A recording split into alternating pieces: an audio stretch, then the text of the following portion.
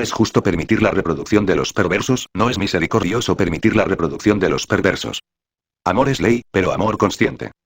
El hombre está llamado a ser rey y sacerdote de la naturaleza según el orden de Melquisedec. La justicia no debe basarse en opiniones sino en la naturaleza, seleccionar semillas humanas, vegetales o animales, no es un delito.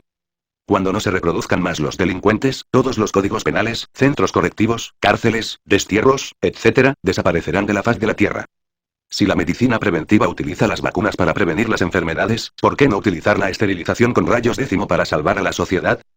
Acabándose los delincuentes podemos tener una sociedad sin policía, sin fronteras, sin cárceles, sin ejércitos, sin gobiernos.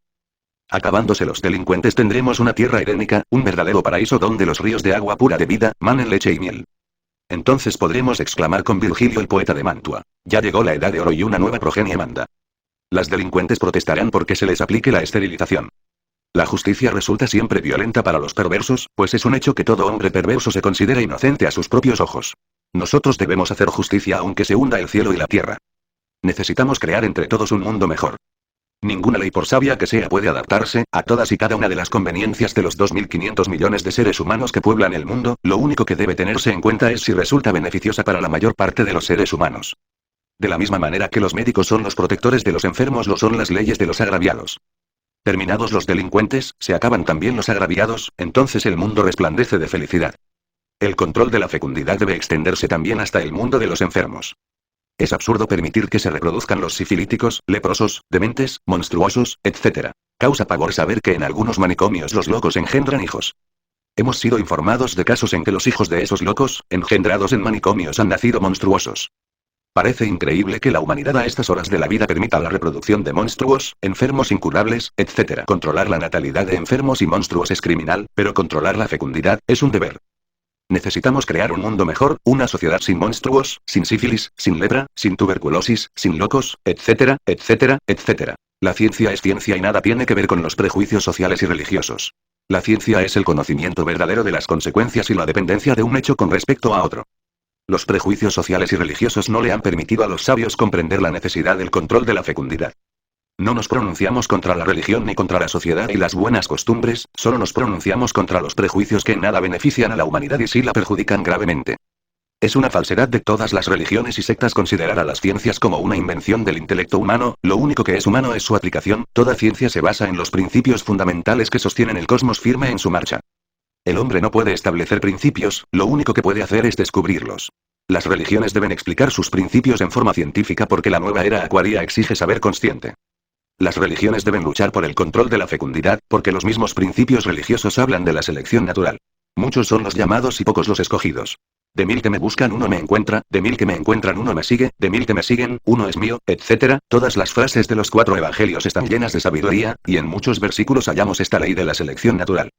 Seleccionar semillas humanas no es un delito, es un deber, la religión es ciencia, filosofía, y arte verdadero.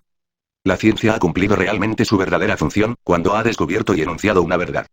La ciencia ha cumplido realmente su misión, cuando ha investigado y enunciado una verdad. La ciencia verdadera no es más que el sentido común entrenado y organizado, y solo difiere de este último en lo que difiere un universitario de un estudiante de escuelas primarias. Los prejuicios sociales y las ideas están sometidas a muchos cambios conforme la ciencia progresa. Ha llegado la hora de abandonar los prejuicios sociales y religiosos, ha llegado el instante de seleccionar la semilla humana para hacer un mundo mejor.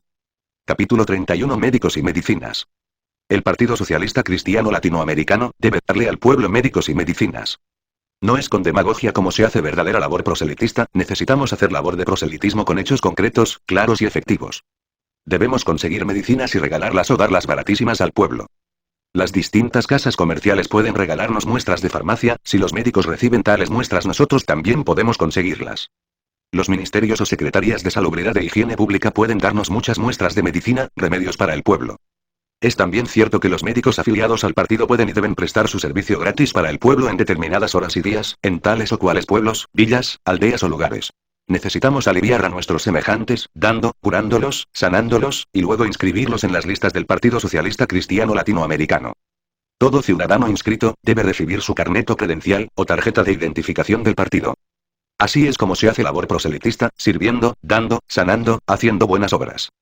El Partido Socialista Cristiano Latinoamericano sabe ya muy bien que el pueblo está cansado de promesas y más promesas, el pueblo ya no quiere demagogia, el pueblo quiere hechos concretos, claros y efectivos, no lindas promesas porque antes nadie come.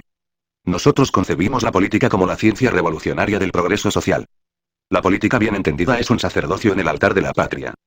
El aspecto negativo de la política es la sombra de la política dentro de la cual se esconden los politicastros, los asesinos, los ladrones, etc. Un estadista que ignora la causa causarum de todos los acontecimientos sociales, es como un mal médico que ignora el origen de las enfermedades que se propone curar. Los políticos tímidos e interesados, es decir los politicastros, se preocupan mucho más de la seguridad de sus puestos públicos que de la seguridad de su país. El político verdadero, no el politicastro, debe hablar y obrar muchas veces sin haber pensado ni leído. Los politicastros perversos y astutos, deben su reputación cuando no a la pura fatalidad, a circunstancias que ellos mismos no podían prever. Ya está el pueblo cansado de esos politicastros y de sus bonitos discursos llenos de promesas, y ahora quiere hechos verdaderos, solo con hechos podemos atraer a millones de personas a las filas del Partido Socialista Cristiano Latinoamericano. El pueblo necesita médicos y medicina, buena labor podemos hacer dándole al pueblo médicos y medicinas. Bien pueden los líderes del partido ir de puerta en puerta y de pueblo en pueblo, llamando a los enfermos, buscando a los necesitados. Solo a base de sabiduría y amor hacemos obra grande en el mundo, para bien de todos los seres humanos. La labor del proselitismo debe ser ordenada, metódica, altruista, en cada pueblo, villa o aldea, hay que establecer comités del partido. Los comités deben tener sus programas de acción, ya organizar a los inquilinos de casas, ahora organizar a cada gremio obrero, luego continuar con establecer organismos campesinos para luchar por sus derechos, etc. El Partido Socialista Cristiano Latinoamericano no aguarda que el gobierno lo resuelva todo. El partido tiene ideas propias, y esta de los médicos y medicinas para el pueblo, es nuestra y muy nuestra. Algunas veces tendremos que soportar persecuciones, eso es muy normal en este mundo lleno de perversidades. En tiempos de persecución nuestra obra será activísima y secreta, haciendo obras buenas y extendiendo credenciales a los ciudadanos que diariamente se inscriban en las filas del partido. Todos los doctores socialistas cristianos deberán ayudarnos a ayudar, así y solo así nuestro partido estará fuerte, lo suficientemente fuerte, como para hacer retroceder a la avalancha brutalizante y arrolladora del marxismo-leninismo. No es con cañones, ni con fuego de ametralladoras, ni con bombas atómicas como vamos a hacer retroceder al comunismo abominable. Si de verdad queremos vencer al monstruo rojo, necesitamos comprensión, brillantes ideas y magníficas obras. La América Latina está llena de gentes pobres y enfermas, debemos sanarlas, darles medicinas, inscribirlas. Vamos entre todos a formar el ejército de salvación mundial. Capítulo 32. La coexistencia pacífica. Homero el gran poeta griego dijo, los hombres se cansan antes, de dormir, de amar, de cantar y de bailar, que de hacer la guerra. Por estos tiempos está de moda hacerse famoso como protagonista de la paz. Es especialmente muy raro que el señor Khrushchev, el famoso carnicero de Hungría, el despiadado monstruo sanguinario de Ucrania, no haya recibido también el Premio Nobel de la Paz. Coexistencia pacífica o guerra atómica, grita el carnicero de Hungría, y ante el chantaje atómico, el tigre de papel los Estados Unidos, ruge furibundo y muestra las uñas. El temor a la guerra es peor que la guerra misma. La guerra es dulce para los que no la conocen.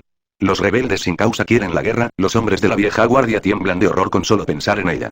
La guerra es realmente y sin temor a dudas, la mayor plaga que puede afligir a este triste hormiguero humano. Las guerras más grandes nacen de las causas más triviales. Lo más terrible de las guerras es que matan todo amor a la verdad y el hombre se convierte en una bestia sanguinaria y despiadada que solo piensa en matar o en ser matado. La guerra vuelve estúpido al vencedor y rencoroso al vencido. Khrushchev sabe todo esto pero es comunista, la astucia de los comunistas es ya bien conocida en todo el planeta Tierra. Khrushchev no es hombre de la nueva ola, Khrushchev es hombre de la vieja guardia, conoce la guerra y es veterano. Khrushchev predica la coexistencia pacífica. A Khrushchev le encanta la coexistencia pacífica. La coexistencia pacífica de Khrushchev es algo muy especial, ese tipo especial de paz es muy jugoso para la Unión Soviética. Produciría el desmantelamiento de todas las bases norteamericanas, el reconocimiento oficial de todas y cada una de las conquistas comunistas, el final del contrapeso nuclear, la disolución de todas las fuerzas armadas de Occidente, el aniquilamiento de todo el sistema de alianzas occidentales, el fin de la OTAN, etcétera, etcétera, etcétera. Maravilloso sistema ha encontrado Khrushchev para la conquista sin guerra. No hay duda de que Khrushchev ya está chocando. Los chinos que son todavía más astutos hablan cosas terribles contra el viejito Khrushchev. A los chinos no se les puede hacer tragar la pildorita esa de la coexistencia pacífica, los chinos no se comen ese cuento, ellos quieren guerra total y aniquilamiento del tigre de papel, apodo con el cual ellos han bautizado a los Estados Unidos, triste apodo que no puede tener buen fin. La coexistencia pacífica de Khrushchev por ser demasiado peligrosa, solo servirá para enfurecer al tío Sam y precipitar la Tercera Guerra Mundial.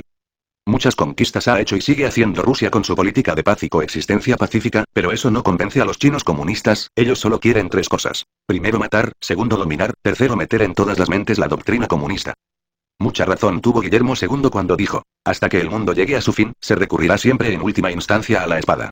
Los chinos saben esto y por último se ríen del viejito que está chocando, el pacífico carnicero de Hungría, el paladín de la paz. Sin embargo, Khrushchev fue franco en su declaración sobre los acuerdos del cónclave de noviembre de 1959, publicada en Praga el 17 de enero.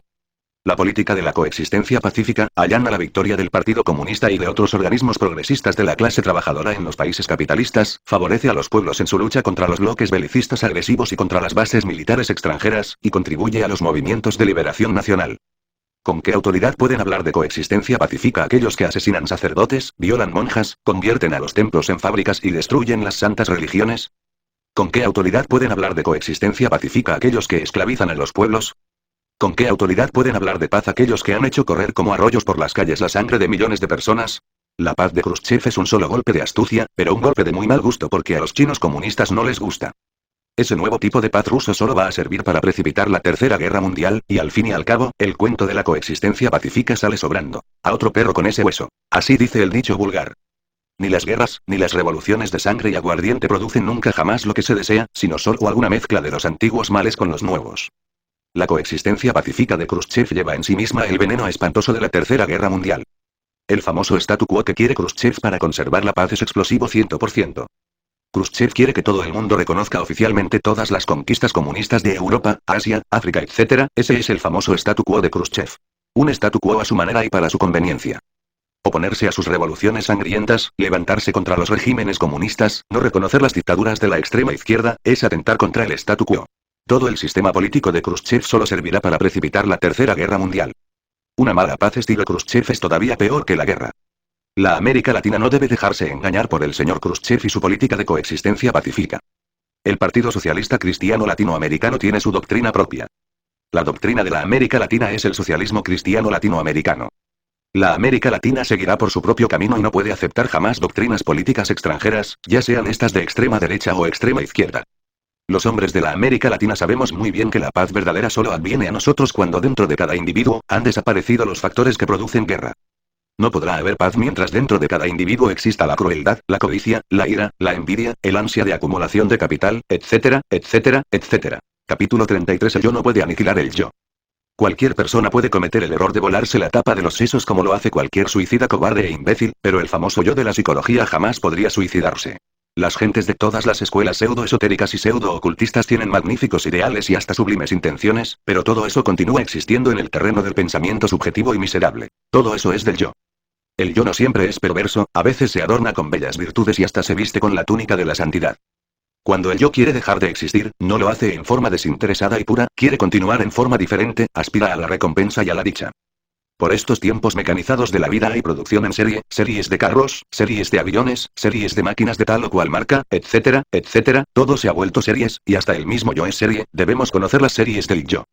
El yo se procesa en series y más series de pensamientos, sentimientos, deseos, odios, hábitos, etcétera, etcétera. Que los divisionistas del yo continúen dividiendo su ego entre superior e inferior, allá ellos con todas sus teorías y el tan cacareado yo superior y ultradivino controlando al infeliz yo inferior. Bien sabemos nosotros que esa división entre yo superior y yo inferior es falsa 100%. Superior e inferior son dos secciones de una misma cosa. Yo superior y yo inferior son las dos secciones de Satán, el yo. ¿Puede acaso una parte del yo reducir a polvo, aniquilar a otra parte del yo? ¿Puede acaso una parte de mí mismo, decretarle la ley del destierro a otra parte de mí mismo? Lo más que podemos hacer es ocultar astutamente lo que no nos conviene, esconder nuestras perversidades y sonreír con caras de santos. Una parte de mí mismo puede esconder a otra parte del mí mismo, ¿es esto cosa rara? ¿Acaso el gato no esconde las uñas? Todos nosotros llevamos por dentro al fariseo, por fuera estamos muy bonitos, pero por dentro estamos bien podridos. Nosotros hemos conocido fariseos que horrorizan, conocimos uno que vestía la inmaculada túnica del maestro, su cabello era largo y jamás la navaja cortaba su venerable barba. Este hombre espantaba con su santidad a todo el mundo, era vegetariano 100%, no bebía nada que pudiese tener alcohol, la gente se arrodillaba ante él. No mencionamos el nombre antes santo de chocolate, solo nos limitamos a decir que había abandonado a su esposa y a sus hijos, dizque por seguir la senda de santidad. Predicaba bellezas y hablaba horrores contra el adulterio y la fornicación, pero en secreto tenía muchas concubinas, y proponía a sus devotas conexiones sexuales antinaturales por vasos no idóneos, era un santo, sí, un santo de chocolate. Así son los fariseos. Hay de vosotros escribas y fariseos hipócritas porque limpiáis lo de fuera del vaso y del plato, pero por dentro estáis llenos de robo y de injusticia, no coméis carnes, no bebéis alcohol, ni fumáis, a la verdad os mostráis justos a los hombres, pero por dentro estáis llenos de hipocresía y de maldad. El fariseo esconde los delitos ante los ojos ajenos y también los esconde de sí mismo. Conocemos fariseos que hacen tremendos ayunos y espantosas penitencias, están muy seguros de ser justos y sabios, pero sus víctimas lloran lo indecible, casi siempre son sus mujeres y sus hijos, las víctimas inocentes de sus maldades, pero ellos continúan con sus sagrados ejercicios, convencidos de ser justos y santos.